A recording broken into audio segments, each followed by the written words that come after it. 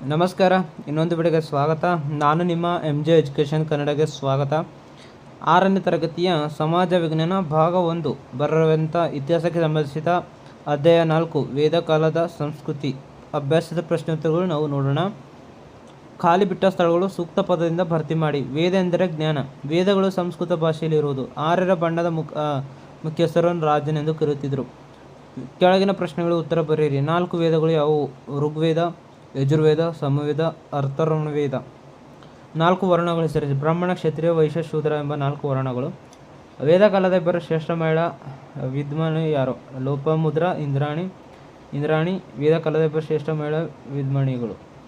ಭಾರತ ಪ್ರಾಚೀನ ಮಹಾಕಾವ್ಯ ಯಾವುವು? ಇವುಗಳು ರಚಿಸಿದವರು ಯಾರು? ಭಾರತದ ಪ್ರಾಚೀನ ಮಹಾಕಾವ್ಯ ರಾಮಾಯಣ, ಮಹಾಭಾರತ. ಇವುಗಳು ರಚಿಸಿದ್ದು ವಾಲ್ಮೀಕಿ ಮತ್ತು ವ್ಯಾಸರು. ಈ ಕೆಳಗಿನ ಪ್ರಶ್ನೆಗಳಿಗೆ ಗುಂಪಿನಲ್ಲಿ ಚರ್ಚಿಸಿ ಉತ್ತರಿಸಬೇಡಿ. ಪೂರ್ವ ವೇದಿಕ ಕಾಲದಲ್ಲಿ ಸಮಾಜಕ್ಕೆ, ಉತ್ತರ ವೇದಕಾಲ ಸಮಾಜಕ್ಕೆ ಇರುವ ವ್ಯತ್ಯಾಸಗಳು. ಪೂರ್ವ ವೇದಕಾಲ ತಂದೆಯ ಕುಟುಂಬ ಮುಖ್ಯಸ್ಥನಾಗಿದ್ದರು. ಮಹಿಳೆಯರ ಸಮಾಜದ ಸೂಕ್ತ ಸ್ಥಾನಮಾನಗಳು. ಸಭಾ ಮತ್ತು ಸಮಿತಿ ಎಂಬ ವಿಧಾತಗಳೆಂಬ ರಾಜಕೀಯ ಸಂಸ್ಥೆಗಳು ಆಡಳಿತ ಇದ್ದವು, ಪ್ರಮುಖ ಪಾತ್ರ ವಹಿಸುತ್ತಿತ್ತು. ಬಾಲ್ಯ ವಿವಾಹಗಳಲ್ಲಿ ಸಹಗಮನ ಪದ್ಧತಿ ಈ ಕಾಲದಲ್ಲಿರಲಿಲ್ಲ.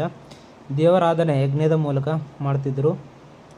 ಉತ್ತರ ವೇದಕಾಲ. ಉತ್ತರ ವೇದಕಾಲದ ಗೋತ್ರ ಪದ್ಧತಿ ಆರಂಭದಲ್ಲಿತ್ತು. ಸ್ತ್ರೀಯರ ಸ್ಥಾನಮಾನದಲ್ಲಿ ಭಾರಿ ಕುಸಿತ ಉಂಟಾಯಿತು. ವಿಧಾತ ಸಂಪೂರ್ಣವಾಗಿ ಕರ್ಮಣಿಯಾದರು. ಸಭಾ ಮತ್ತು ಸಮಿತಿಗಳು ತಮ್ಮ ಪ್ರಾಮುಖ್ಯತೆಯನ್ನು ಕಳೆದುಕೊಂಡವು.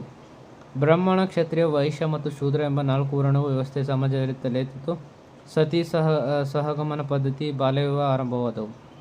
ಸ್ನೇಹಿತರೆ, ಇದು ನಿಮಗೆ ಅಧ್ಯಾಯದ 4 ಪ್ರಶ್ನೋತ್ತರ ನೋಡಿದ್ದೀವಿ. ಇವತ್ತಿನ ವಿಡಿಯೋನ ಅಷ್ಟಾದರೆ ಲೈಕ್ ಮಾಡಿ.